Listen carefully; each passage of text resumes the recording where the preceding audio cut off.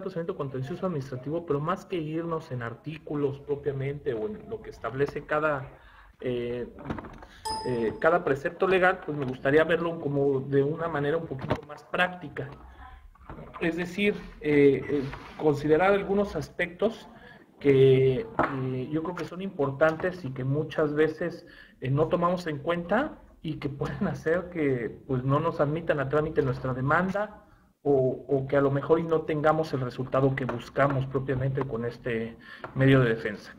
Muchos de ustedes son contadores, yo lo sé, pero creo que también es muy importante conocer estos detalles mínimos para efectos de que haya una muy buena coordinación con las personas que le lleven a cabo la defensa y que puedan tener pues mejores resultados, ¿no?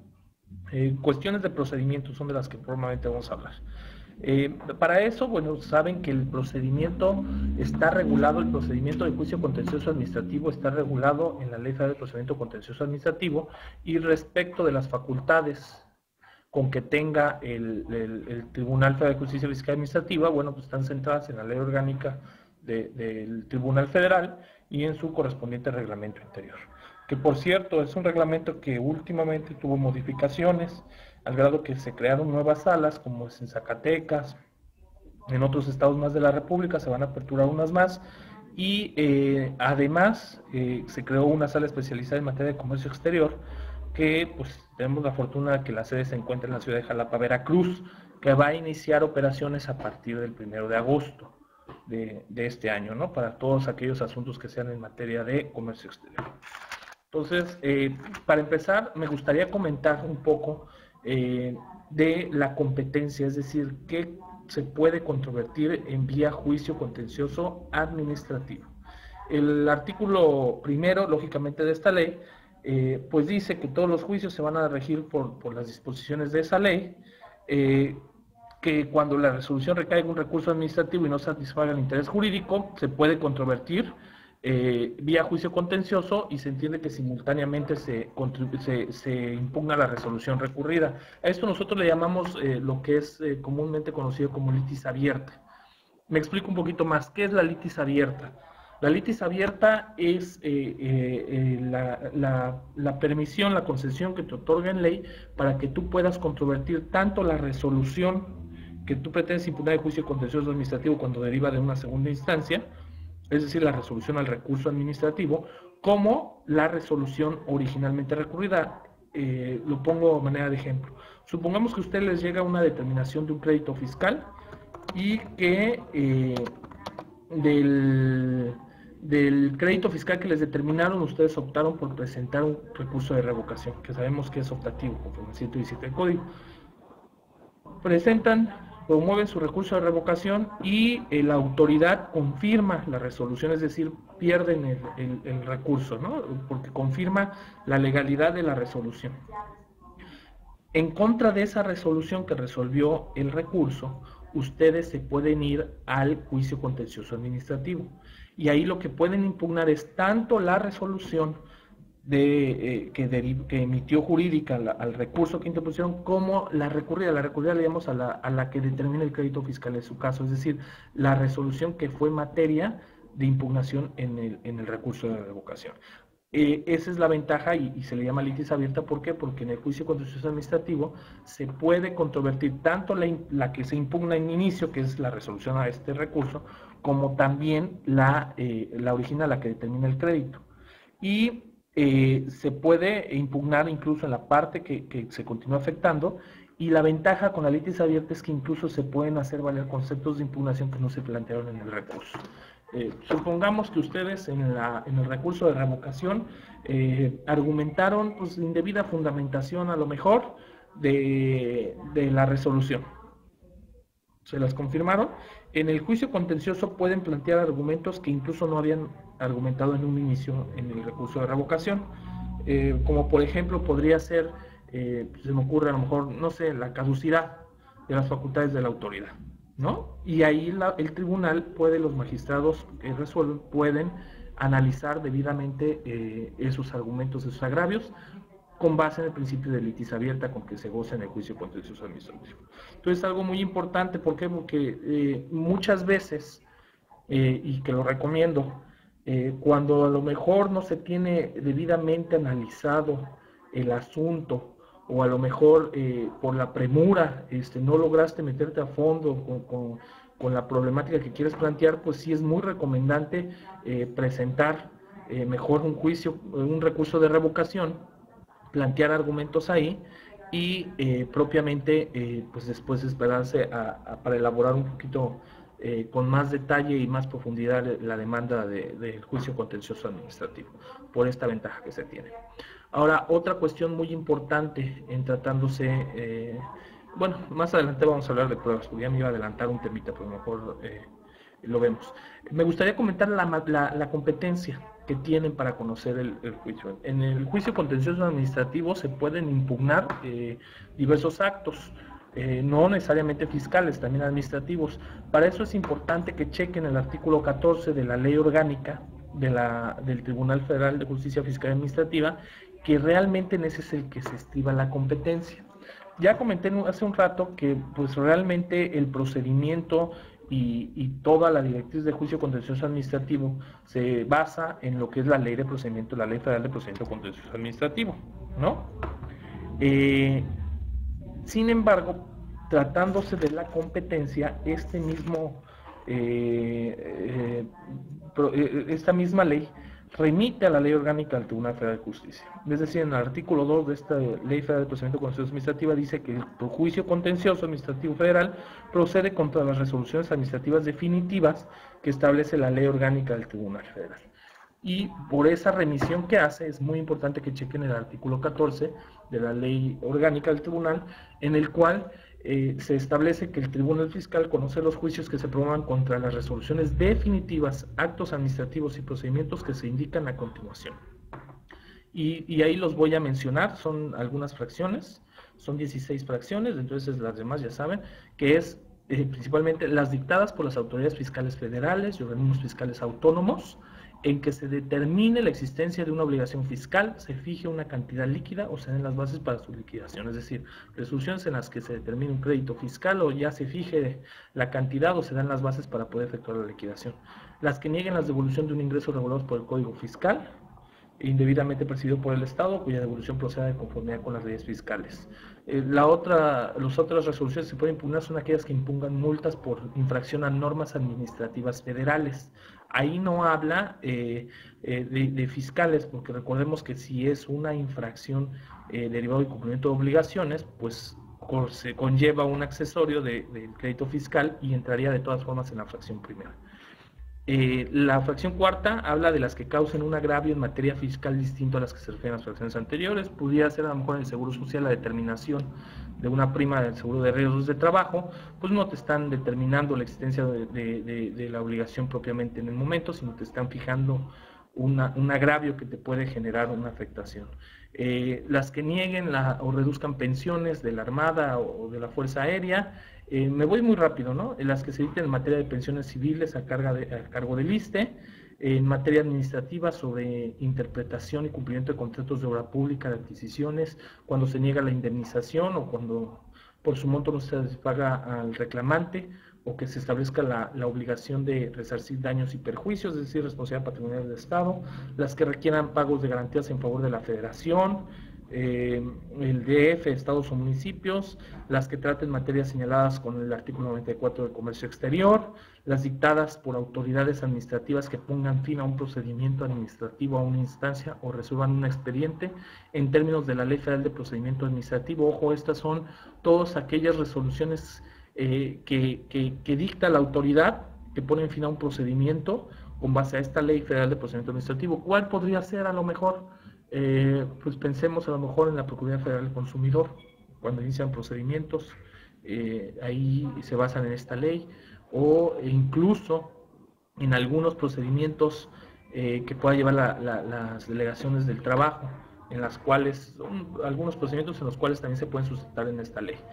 Las que decidan los recursos administrativos en contra de las resoluciones que se indican en las demás fracciones anteriores, es decir, las resoluciones, las que decían son las resoluciones sobre las cuales derivan o valga la redundancia, resuelven los recursos ya sea de inconformidad o recursos de revocación.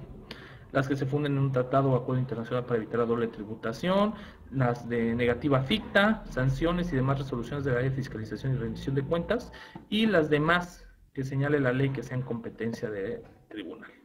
Esas son las competencias que se tienen por lo general, ¿no? Sabemos que hay una reforma se está pues ya casi a punto de entrar una reforma que le va a otorgar todavía más competencia al Tribunal Federal de Justicia Fiscal y Administrativa para imponer, no nada más para conocer de sanciones impuestas, sino más que nada para ya imponer sanciones de responsabilidades de servidores públicos, pero me gustaría centrarnos un poquito más en el ámbito fiscal respecto a la competencia para que podamos analizar.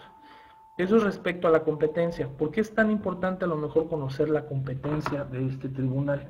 Porque luego hay ciertos actos de autoridad que pudiese ser que no entren en la competencia del tribunal y que se quiera presentar una demanda o un juicio contencioso administrativo y que nos llegarían a sobreseer el asunto porque pues no es competencia de este tribunal, o más bien nos desechan la demanda por improcedente.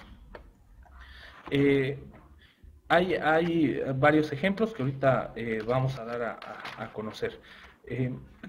¿Cómo se empieza la demanda o qué es lo más importante que uno tiene que checar si uno quiere presentar un juicio contencioso administrativo? Pues lo primero que uno tiene que analizar es el plazo. El plazo con que se cuenta para controvertir los juicios contenciosos. Y para el plazo es muy importante saber qué tipo de juicio se va a llevar. Recordemos que en el tribunal, en el procedimiento contencioso administrativo, existen dos tipos de juicios y aparte dos vías que se pueden llevar a cabo. A ver si me explico un poquito. Existe el juicio contencioso administrativo que nosotros le podemos llamar el normal, el tradicional, en el cual el plazo para controvertir es de 45 días hábiles siguientes a la fecha en que surte efectos la notificación del acto que se haya presentado, ¿no? Esa es la vía tradicional, que en este caso se establece propiamente en el artículo 13, que se presenta la demanda y lógicamente se establecen los plazos generales de 45 días hábiles siguientes a la fecha. O cuando se trata de un juicio de lesividad, que el juicio de lesividad es aquel, ya luego vamos a poder comentar de él, pero es aquel que interponen las autoridades para poder modificar alguna resolución que haya resultado favorable a los intereses del particular, son de 5 años el plazo para interponerlo. Ese es en la vía tradicional. Ese juicio, como debemos decir, es el tradicional que se conoce para conocer las resoluciones. Pero hace ya algunos años se presentó una reforma a la Ley Federal de Procedimiento Contencioso Administrativo, en el cual se prevé, a través del artículo, bueno, todo un capítulo, el capítulo 11, que está a partir del artículo 58.1 y en adelante, del juicio en la vía sumaria. Es decir, lo que se ha buscado siempre es pues, tratar de impartir, en el Tribunal Fiscal, tratar de impartir justicia de manera más pronta y expedita, que sabemos como todos los tribunales. Y lo que se ideó y lo que se estableció en ley fue crear un juicio más sumario. Es decir, se hizo un estudio, yo me acuerdo en esa época, y creo que el 60 o 60% de los asuntos eran de cuantías muy bajas, o sea, menores de 100,000 pesos, y era la carga de trabajo más grande que tenía el tribunal. Entonces, los plazos que establece la vía tradicional, se podría decir, es 45 días hábiles para presentar la demanda, pero además 45 días hábiles que tiene la autoridad por igualdad procesal para contestar la demanda. Si existe una ampliación de demanda son 20 días hábiles, si regresa son otros 20 días hábiles para contestar la ampliación, y de ahí 5 días para alegatos, los cuales empezaban a contar después de que pasaran 10 días. De que ya no hubiera nada más pendiente que desahogar, ¿no? Y ya de ahí se dictaba la sentencia. Entonces lo que se quería era cortar, es hacerlos más sumarios, más rápidos estos procedimientos, y por eso se ideó el juicio sumario.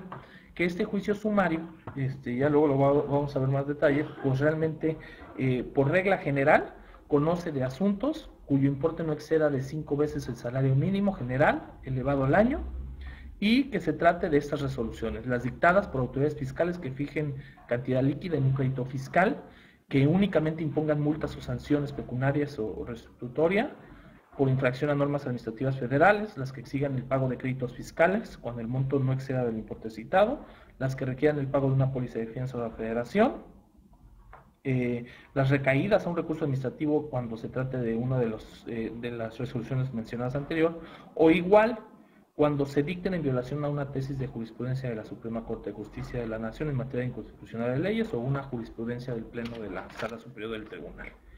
Y ahí el monto o la cuantía de 5 veces el salario mínimo elevado al año, que ahí más o menos sería, déjenme hacer los cuentas, son más o menos como 70, porque es elevado al año del DF. Es aproximadamente como 127,000 pesos, 127,750 pesos. ¿Cómo se determina la cuantía? Que es muy importante.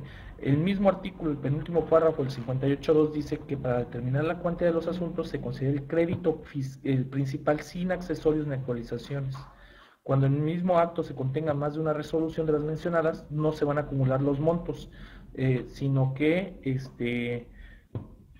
de cada una de ellas es de las que se tiene que considerar el monto para efectos de determinar la vía. Y el plazo para presentar la demanda es de 15 días hábiles. Entonces es algo muy importante que tienen que tomar en cuenta. Una, por lo general en materia fiscal, pues la mayoría de las veces lo que se controvierten son actos que determinan créditos fiscales, en muchas ocasiones, ¿no?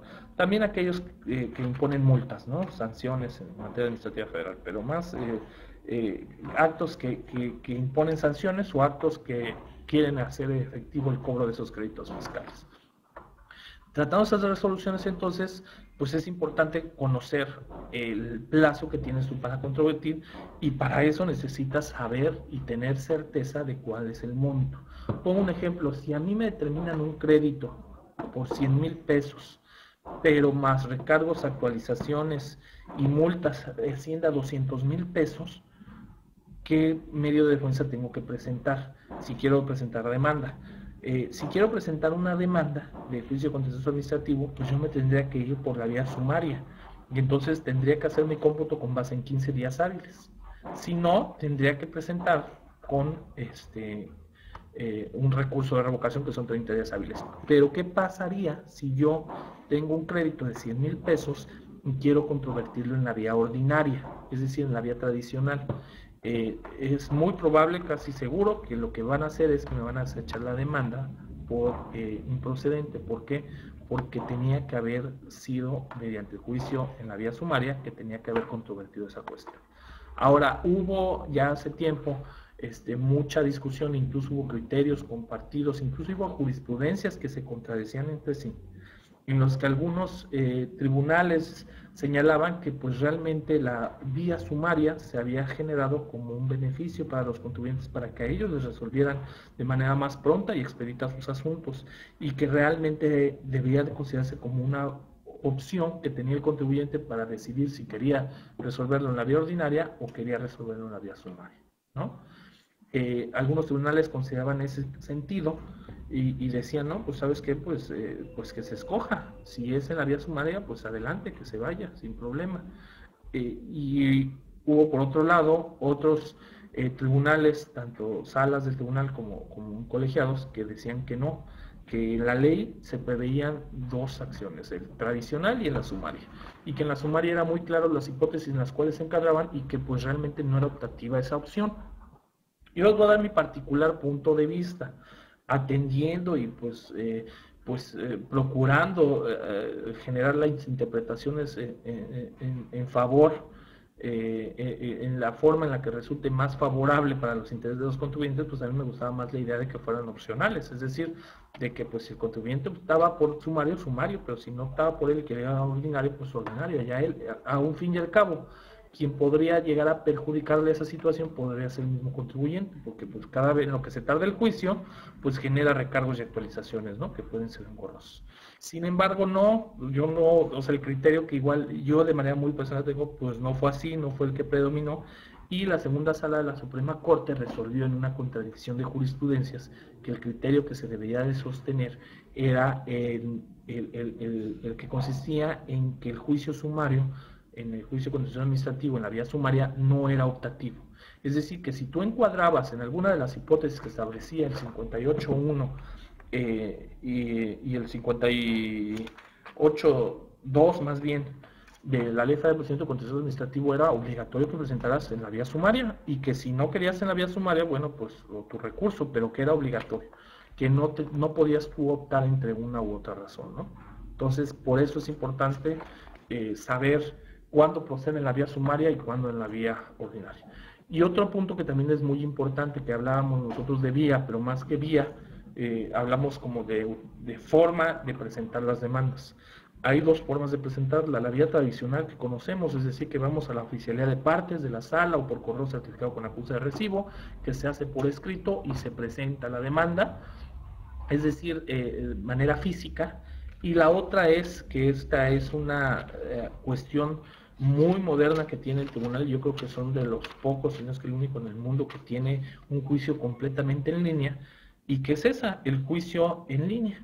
El juicio en línea, la verdad yo creo que falta que los litigantes le explotemos más, y que yo creo que va a ser muy cómodo y de gran beneficio, y va a generar a lo mejor más rapidez en un futuro para los contribuyentes y beneficios. ¿Por qué? Porque este sistema de justicia en línea, este procedimiento de presentar las demandas vía justicia en línea, que está regulado a partir del 58.1 en adelante, permite que las demandas se presenten vía electrónica, es decir, que uno ingrese al portal. Previamente tiene que estar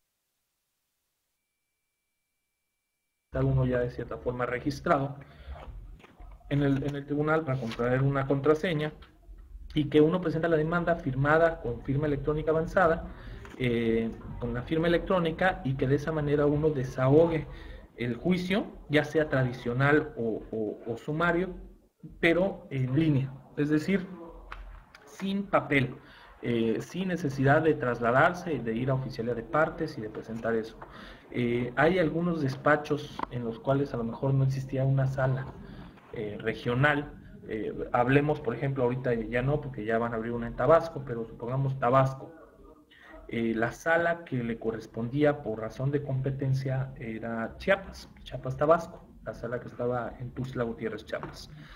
Si bien son 2 horas más o menos de distancia de lo que está entre Villahermosa a lo mejor y Chiapas, pues hay otros lugares que pueden estar igual más alejados, y aquí pues era de gran ayuda para un despacho que tuviera acceso a internet el poder presentar las demandas y que les notificaran por esta vía, porque se agilizaba el procedimiento y generaba grandes beneficios, ¿no? Entonces ese es el procedimiento de juicio en línea, que de ese asunto igual, si gustan, podemos hablar más a detalle, para conocer a detalle todos los requisitos o todo lo que se puede efectuar. El procedimiento en síntesis es el mismo, nada más aquí es que se va a utilizar una clave de acceso y una contraseña propiamente para ingresar al sistema, al portal, y que todo se va a llevar en línea. Lo que se busca ya es estar más modernizado, bueno, utilizar las tecnologías de la información y la comunicación para cuestiones jurisdiccionales, ¿no? De las cuales los abogados, pues muchas veces se tiene cierta resistencia, ¿no?, a la utilización de estos medios. Ahora, importante los plazos. Además de saber cuándo podemos controvertir algo, es decir, imaginemos una liquidación de, ya habíamos comentado, ¿no?, entre 100 o 200 mil pesos, bueno, pues habría que ver y adecuarla si es vía sumaria o vía ordinaria, o optar en su caso por recurso de revocación. Algo que también es importante es el cómputo de los plazos. El cómputo de los plazos. ¿Cómo se efectúa ese cómputo de los plazos? A lo mejor es muy lógico, pero sí valdría la pena señalar unos ejemplos. Sí, por acá tengo un calendario. Ok. En el cómputo de los plazos, en la ley nos dice que se cuentan a partir, supongamos en vía tradicional son 45 días hábiles siguientes a la fecha en que surte efectos la notificación, o en vía sumaria 15 días hábiles siguientes a la fecha en que surte efectos la notificación, si mal no recuerdo, ¿no? Es importante considerar esto último, de que surte efectos la notificación, Se presenta la demanda dentro de los 15 o 45 días hábiles siguientes a aquel en que surte efecto la notificación de la acción impugnada. Entonces aquí tenemos que tomar en cuenta varias cosas. Una, ¿cuándo se notifica? O sea, cuándo se entrega la notificación. 2, cuánto surte efectos la notificación. Y de ahí, a partir de cuándo se empieza a computar el plazo. Son 3 cosas, a lo mejor un poco, van juntas, pero se deben entender diferentes. Cuando a ti te notifican un acto, supongamos una liquidación de un crédito fiscal por parte del Servicio de Administración Tributaria, las reglas para la notificación y la forma en la que surten efectos y todo, pues va a estar regulado en el Código Fiscal de la Federación. Y en el Código Fiscal de la Federación se prevé que las notificaciones, cuando te las realizan personales, te las entregan un día y surte efecto esa notificación al día hábil siguiente. Al día hábil siguiente. ¿Sale? Entonces, si tú vas a impugnar una de esas resoluciones, pues a ti te la entregan el día, imaginemos, que es jueves 10 de enero, ¿no? Pongamos. Viernes 11 de enero. Sábado 12, domingo 13 y lunes 14 de enero. Si a ti te entregan una notificación de una liquidación de ese tipo el jueves 10 de enero, tu acto o tu notificación surte efectos el 11 de enero. Aunque tú la recibiste el 10, va a surtir efectos el 11 de enero. ¿Sale?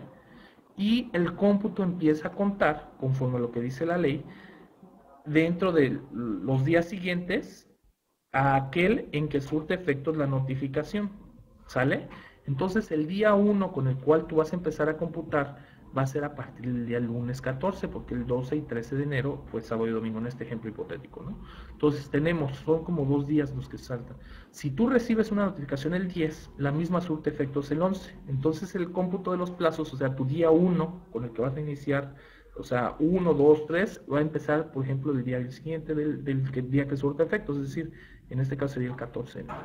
Y así se efectúan el cómputo, computando únicamente los días hábiles. Eso es el cómputo.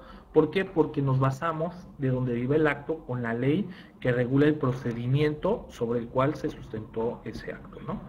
Ahora, algo que es diferente cuando tú controviertes algún acto, porque en la misma ley, el artículo 16 de la Ley Federal de Procedimiento Contencioso Administrativo, te permite controvertir actos que no te fueron notificados.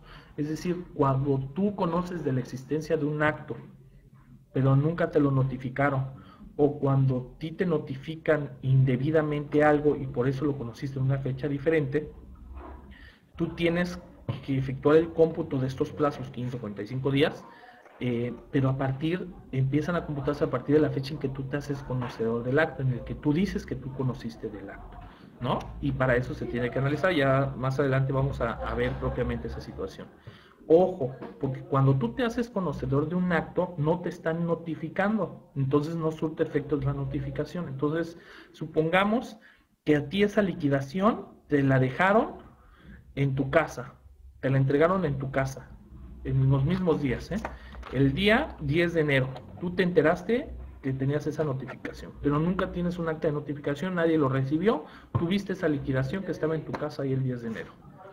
¿Cómo vas a efectuar el cómputo de los plazos, ya sea de 15 o 45 días? El 10 de enero tú te haces conocedor de la misma, entonces tú tienes que empezar a efectuar el cómputo del plazo pues, al día siguiente.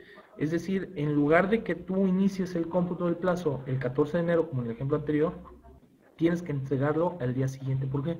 Porque aquí no existió notificación, es lo que tú vas a controvertir, entonces no hubo nada que surtiera efectos de la notificación y ahí pierdes ese día.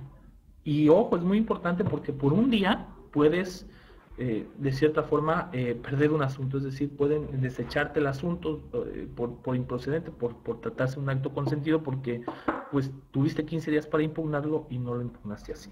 Entonces es muy importante eso. Si a mí me dijeron que yo conocía el acto el 10 de enero, pues empiezo a efectuar el cómputo. Hay tribunales o hay salas en las cuales, bueno, pues se efectúan el cómputo normal, ¿no? Así que dice, bueno, pues surte efectos esta fecha y pero no es así, porque ahí hay un día que no se debe contemplar porque no hay ninguna notificación que surte efectos. Y el artículo 16 dice que cuando se alegue que la resolución administrativa no fue notificada o que lo fue ilegalmente, siempre que se trata de las impugnables en juicio contencioso administrativo, se estará lo siguiente: si el demandante afirma conocer la resolución, hace valer los conceptos de impugnación contra su notificación y contra la resolución misma. Deberán hacerse valer en la demanda en la que manifestará la fecha en la que lo conoció. Si el redactor manifiesta que no conoce la resolución, así lo expresa en su demanda y señala qué autoridad le atribuye la notificación y la ejecución a lo mejor de la autoridad que le corresponde. Y al contestar la demanda, la autoridad debe de acompañarla para que así el litigante el contribuyente la pueda controvertir en la ampliación de demanda. Y ahí se analizarán si se resuelve que la notificación no existió o que fue ilegal, pues se considera que el actor fue sabedor de la resolución desde la fecha en que manifestó conocerla o en la que se le dio a conocer, según se trate, y se queda sin efectos todo lo actuado en base a lo anterior, y ya se empieza el estudio del otro. Y si se dice que fue legalmente practicada y como consecuencia de ello la demanda se presentó extemporáneamente, se va a sobreseer el juicio. ¿Qué es lo importante aquí? Que tengan en cuenta eso. El plazo se empieza a computar a partir del día siguiente, aquel en que surte efectos la notificación. Entonces, si tú dices, porque vas a controvertir la notificación, que no te notificaron, pues no puedes surtir efectos y por lo tanto pues te quitas un día. Entonces, en lugar de empezar 2 días después, va a empezar al día siguiente el cómputo. Misma situación pasa cuando controviertes multas con base a la Ley Federal de Procedimiento Administrativo. Ojo, Ley Federal de Procedimiento Administrativo, no Ley Federal de Procedimiento Contencioso Administrativo, que es la que estamos viendo. La Ley Federal de Procedimiento Administrativo dice que las notificaciones personales, hablando de personales, surten efectos el día en que se practican. El día en que se practican surten efectos. Entonces, volvemos al mismo ejemplo. Disculpen que sea tan repetitivo a lo mejor por esto, pero realmente hemos visto muchos asuntos y más, no tanto, bueno, aquí en la Procuraduría no, pero realmente hemos, en mi experiencia cuando estuve en el Tribunal Fiscal, de demandas que realmente pues se sobreseían, se desechaban o luego pero precisamente por esto, por tratarse de un acto consentido, ¿no? Que se declaraban improcedentes, se tenían por no presentar, se tenían por desechadas. Si a ti te notifican el 10 de enero, que es jueves, un acto, supongamos una multa de Profepa basada en la Ley Federal de Procedimiento Administrativo, surte efectos ese día, si se basan en esa ley, y por lo tanto, el plazo que te da la Ley Federal de Procedimiento Contencioso Administrativo es 15 días, supongamos por el monto, ¿no? 15 días para impugnarla, a partir del día siguiente en que surte efectos la notificación. Entonces, si la ley de la materia en la que se generó ese acto que vas a impugnar dice que los actos que se notifiquen ahí surten efectos el mismo día, pues ese día, jueves 10 de enero, te notifican y ese mismo día surte efectos. Entonces, el plazo lo cuentas a partir del día siguiente en que surte efectos, es decir, el día viernes 11 de enero es cuando tú tendrías que estar computando tu día 1 y así sucesivamente. Entonces, es algo que tienen que tener muy en cuenta para efecto del cómputo de los plazos. ¿Y por qué principalmente? Por ejemplo, no sé si hay algún abogado ahí, pues para los abogados ya debe ser algo muy lógico igual, pero para los contadores, porque generalmente pues es importante tener muy en cuenta los plazos en los que se puedan controvertir, porque puede haber ilegalidades que por el hecho de que no los controvirtieron en tiempo, luego pues se logra generar más problemas, ¿no? Y es un derecho el acceder a esa justicia y pues como contadores o abogados pues sí tenemos que tener muy en cuenta esos datos, ¿no? Ya está, supongamos, con la presentación de la demanda. ¿Qué pasa ahora bien, una vez que se presenta la demanda? ¿O qué requisitos se deben de utilizar? ¿O qué es lo que debe de contener una demanda? A lo mejor me voy. Para que no tengo aquí muy a la mano algún formato de demanda, pero me gustaría comentar qué es lo primero que se debe señalar. Bueno, pues el nombre del contribuyente, si es persona física, se procura que sea de buena fe las demandas presentadas, tienen que contar firma autógrafa, que eso es muy importante, los escritos de demanda, y dentro de las formalidades que se piden es acreditar la personería o personalidad de la persona que presente la demanda.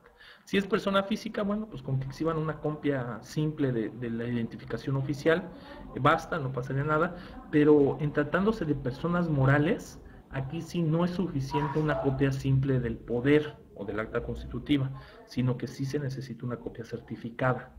Entonces, lo primero, como en cualquier escrito, se tiene que acreditar la personería. Entonces, supongamos Luis Fernando Valderas Espinosa, por propio derecho, y ya señala uno su domicilio para ir a recibir notificaciones, que ahí luego me voy a otro tema, pero supongamos que yo fuera actuando en representación legal de Empresas Patito, SADCB. Bueno, pues sería Luis Fernando Valderas Espinosa, como ya sea apoderado legal o representante legal de Empresas Patito SADC, personalidad o personería, en este caso que acredito con copia certificada. Ahí se tiene que exhibir una copia certificada de determinada acta, en la cual se plasme que yo tengo competencia ya sea para pleitos de cobranzas, para conocer de juicios en el tribunal, o que tengo actos de administración o actos de dominio, y que dentro de mis actos de administración también puedo conocer respecto de representar a la persona moral en juicios, etcétera, etcétera, etcétera.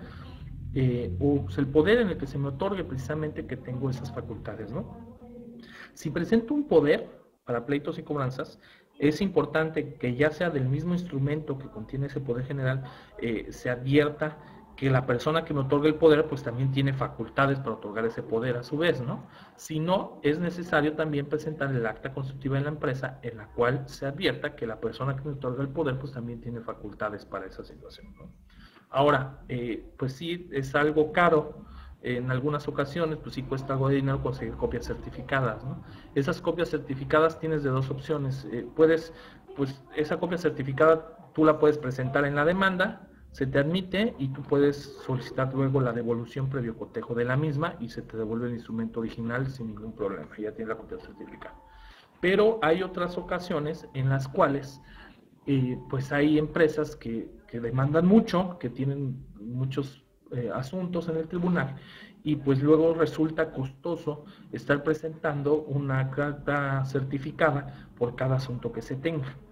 Ahí, ¿qué es lo recomendable y qué es lo que se puede hacer? En el Tribunal Federal de Justicia Fiscal y Administrativa existe un registro de poderes de representantes, en el cual ustedes pueden ir con el primer secretario, se acercan a cualquier sala del tribunal y solicitan la inscripción de ese poder en el registro, en el libro de poderes que hay, y de esa manera los pueden, ya inscritos, ya registrados al sector público y eso, ya en la demanda solo basta con que señalen el número en el cual se encuentra inscrito y señalar que ya está inscrito el poder en el tribunal, y ya con eso se evitan el tener que estar presentando los poderes de las demandas para acreditar la personalidad. Ojo, eso es muy importante. Otra cuestión muy importante es que si señalan ustedes autorizados para oír y recibir notificaciones en términos del artículo 5º de la Ley Federal de Procedimiento Contencioso Administrativo, ya hace algunos años, varios añitos ya, bueno, más o menos, se efectuó una modificación. ¿Por qué? Porque hay dos tipos de autorizados para el juicio contencioso administrativo, y ahí pueden entrar ya también los contadores.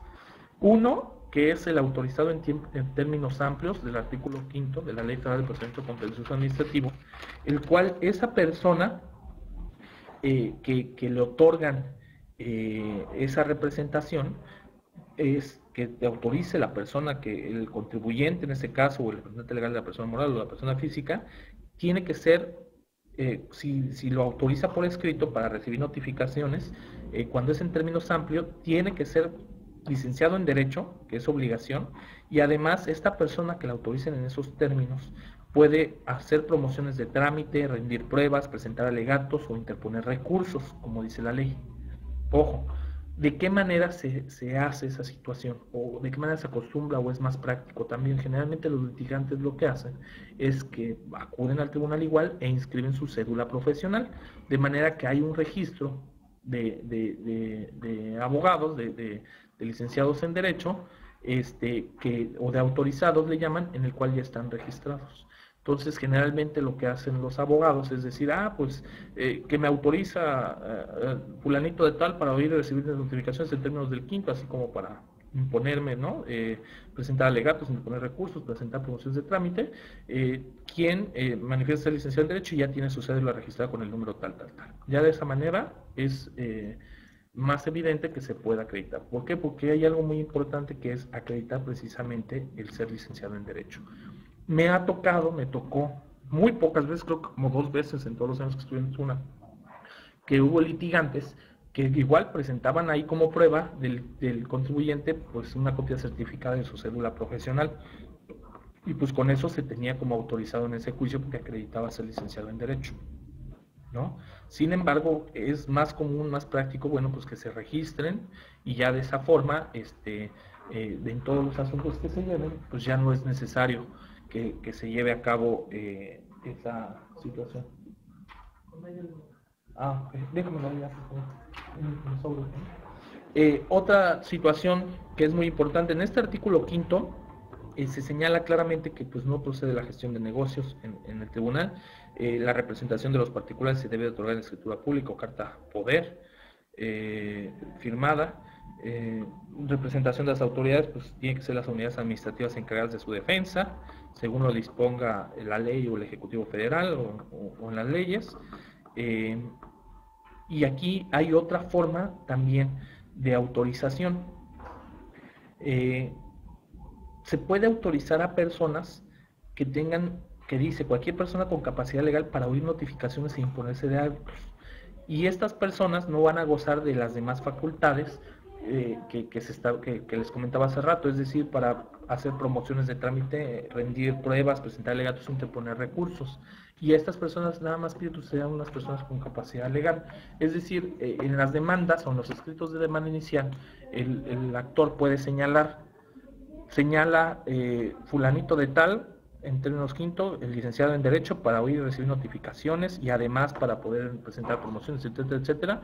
Y también otras personas que mejor no sean licenciados en Derecho, pero pueden ser pasantes o el contador o quien sea, el hijo del contribuyente, quien quiera, para oír y recibir notificaciones nada más e imponerse de autos. Entonces estas personas, si bien no pueden promover o elaborar promociones o presentar promociones o firmar, se puede decir promociones a nombre o presentar algún recurso o ofrecer alguna prueba, sí pueden ir, notificarse, conocer el expediente y verlo propiamente. Entonces es una gran ventaja que hace años no se tenía eso, era forzosamente abogado si querías incluso notificarte nada más.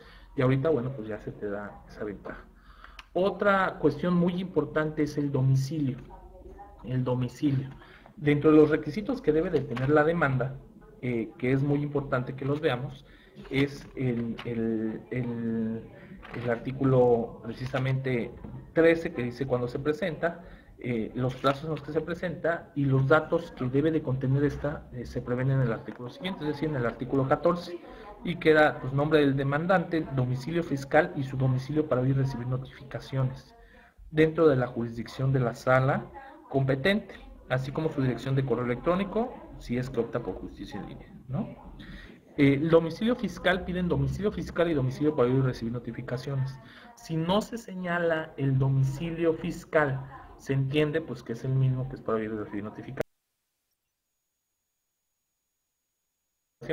Y viceversa, si se señala el domicilio fiscal y no se señala el domicilio para ir a recibir notificaciones, se entiende que es el domicilio, generalmente las autoridades por criterio, salvo algunas salas, ¿no? Pero ahí es muy importante que señalen un domicilio para ir a recibir notificaciones dentro de la jurisdicción de la sala regional competente. Pero ojo con eso del domicilio. En la ley orgánica igual se señala una situación respecto del domicilio que ahorita se las voy a, bueno, yo no lo tengo, a ver, aquí está. Les voy a comentar unas cosas que están en la Ley Federal del Procedimiento Contencioso Administrativo. Muy importante. ¿Por qué es tan importante el domicilio? Y el domicilio fiscal precisamente.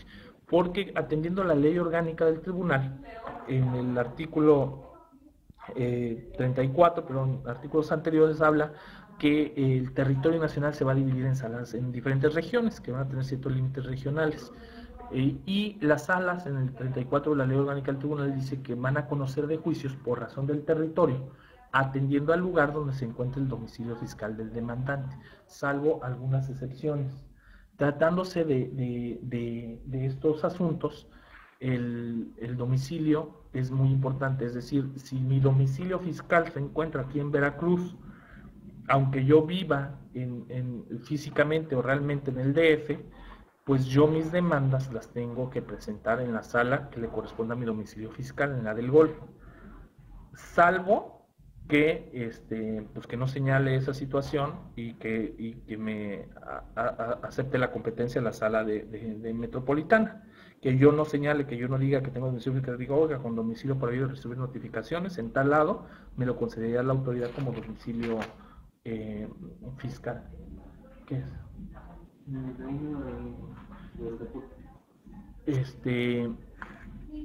Eso es algo muy importante que deben de tomar en cuenta. ¿Hay otro? ¿Te firma? ¿Te firmo otro? Una disculpa.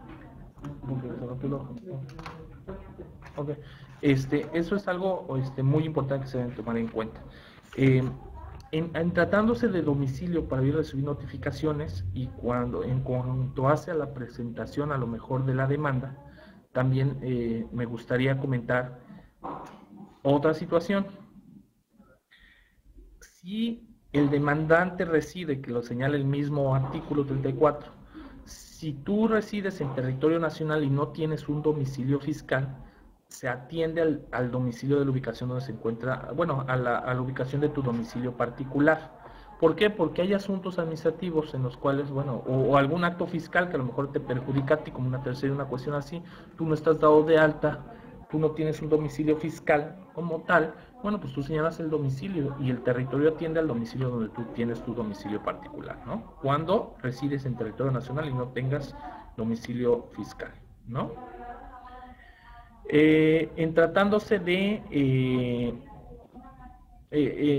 la presunción que les digo, en el último párrafo del 34 de la Ley Orgánica dice que se presumirá que el domicilio señalado en la demanda es el fiscal, salvo que la parte demandada demuestre lo contrario.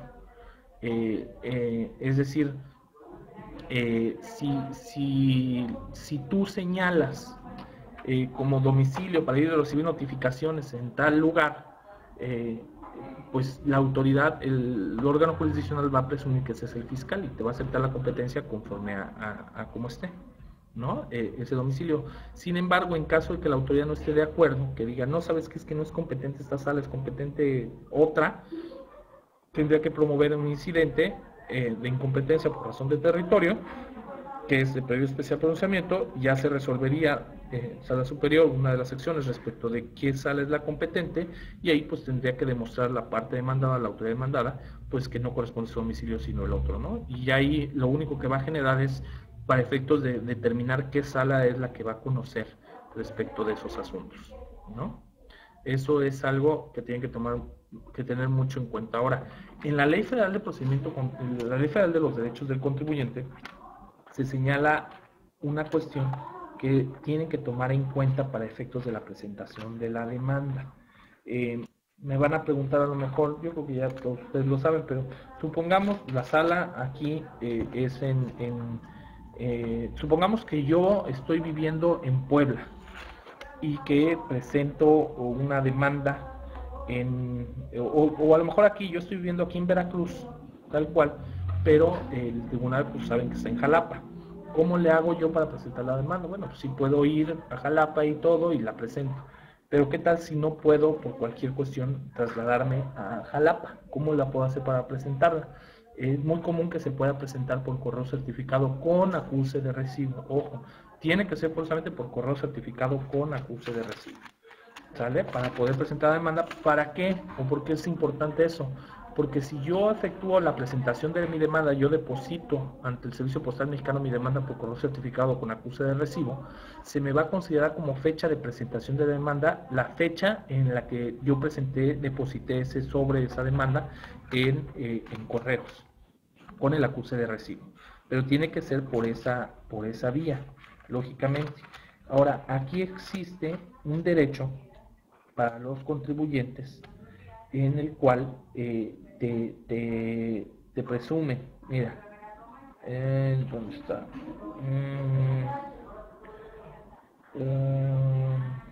Aquí está, no sé qué es nuestro tipo.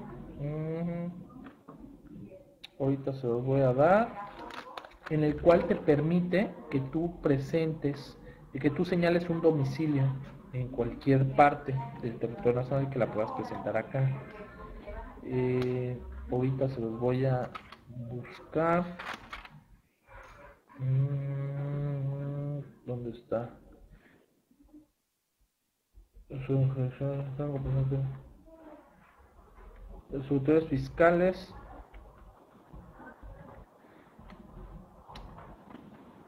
A ver, ahorita se me fue el artículo. En el artículo 2, pero ahorita les encuentro la fracción, se señala un derecho que tienen los contribuyentes en, precisamente aquí está la fracción 14.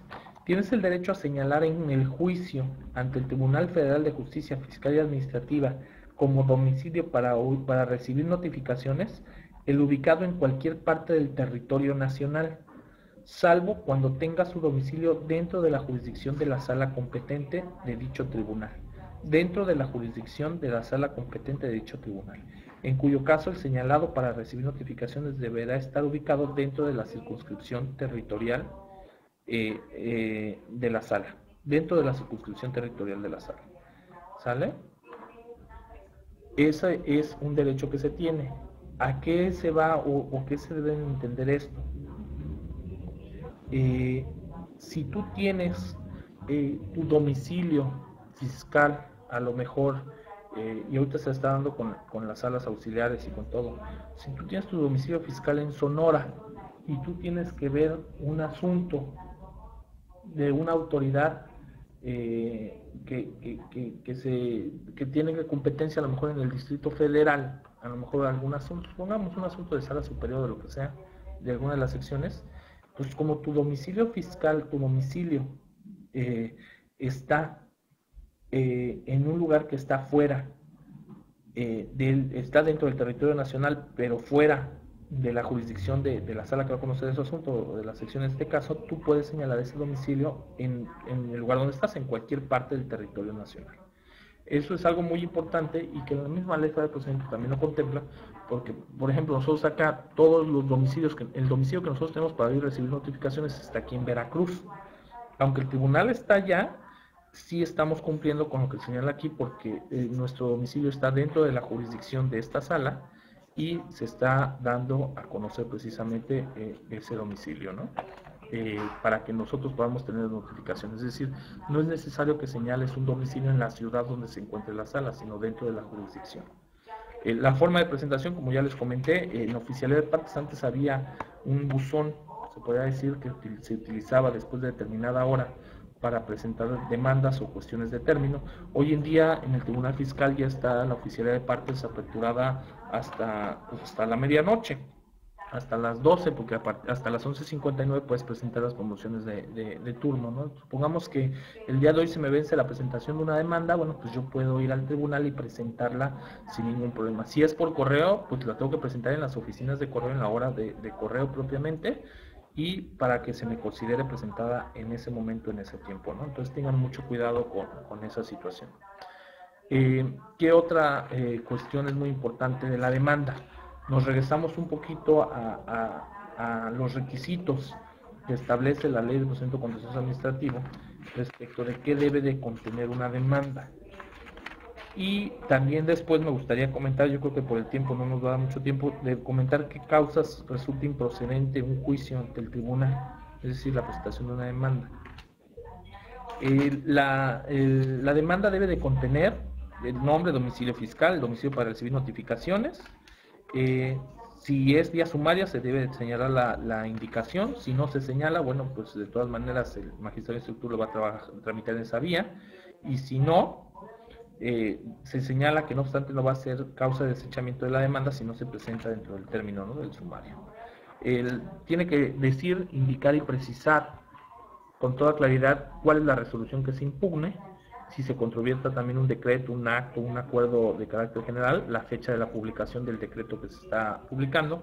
Se tienen que precisar la autoridad o las autoridades demandadas, así como el nombre y domicilio del particular demandado en caso de que sea un juicio de lesividad, los hechos que dan motivo a la demanda y las pruebas que se ofrecen en su caso.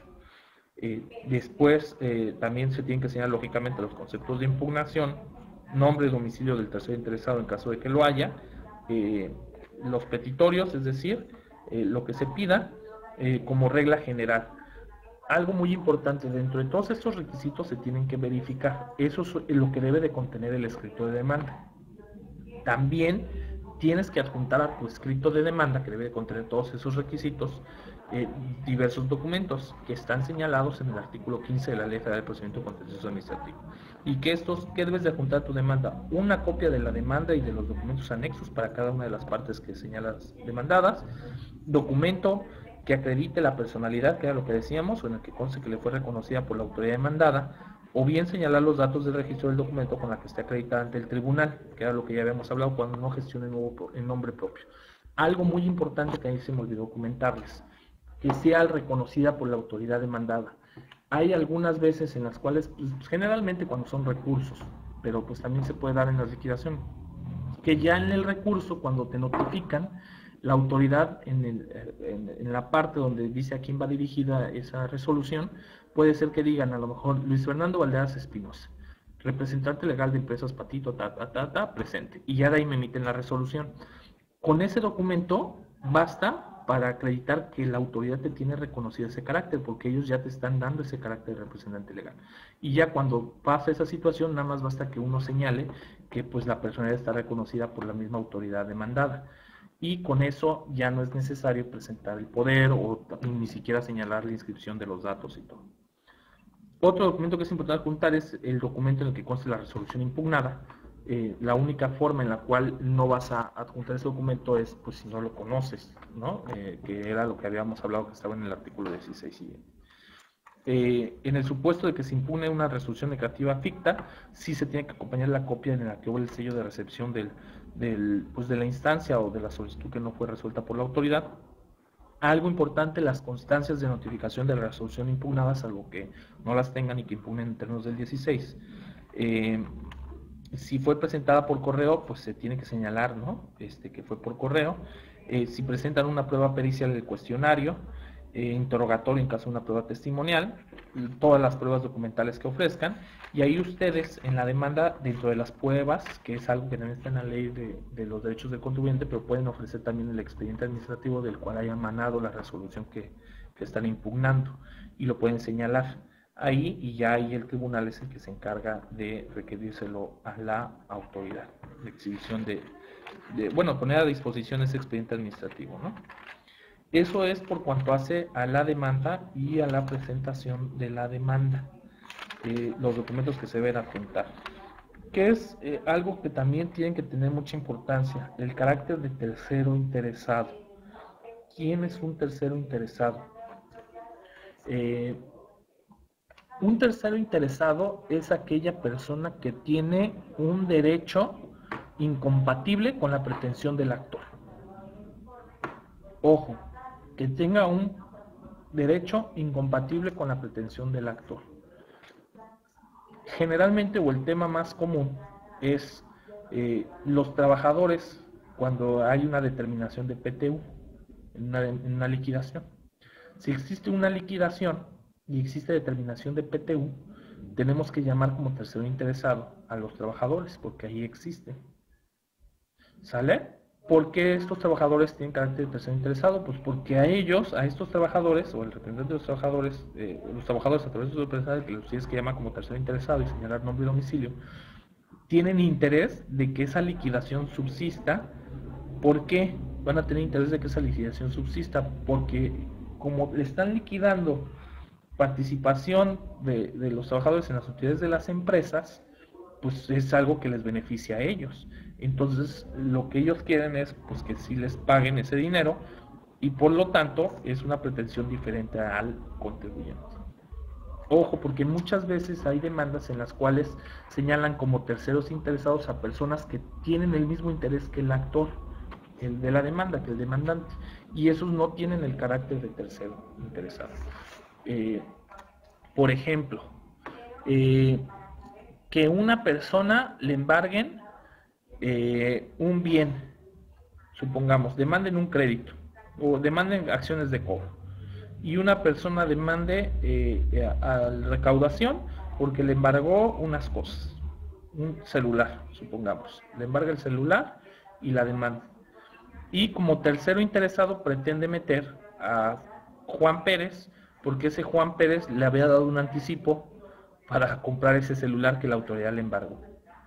Ahí persona, Juan Pérez, no puede tener el carácter de tercero interesado en este juicio contencioso. Para efectos de este juicio contencioso administrativo. ¿Por qué? Porque aquí el interés de Juan Pérez no es un interés contrario al del actor. Es decir, pues los mismos buscan lo mismo. Cada quien, o sea, el interés que tienen ambos, pues va encaminado a controvertir precisamente la resolución, porque les genera un perjuicio. O sea, tienen el mismo interés ambos de que se deje sin efectos.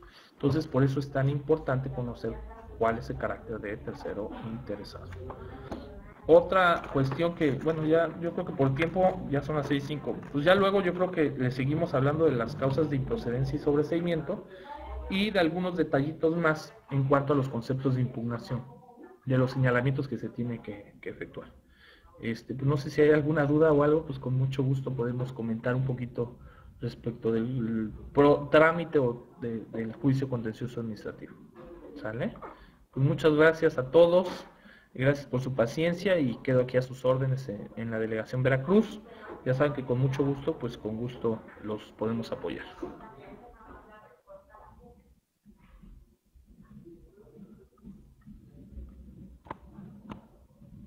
Les dejo mi correo por cualquier duda que tengan.